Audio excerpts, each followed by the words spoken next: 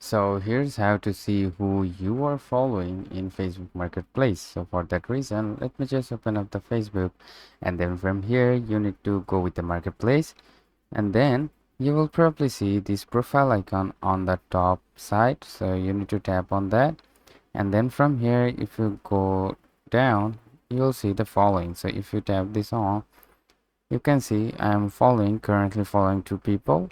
So this is the following. So if you want to see their listing, then simply tap on them, and then you can simply see their listing or previous listings. All right, so that's how you can simply check or simply see who you are following in Facebook Marketplace. So if you want to unfollow them, simply tap on that following, then you will be unfollowed this person.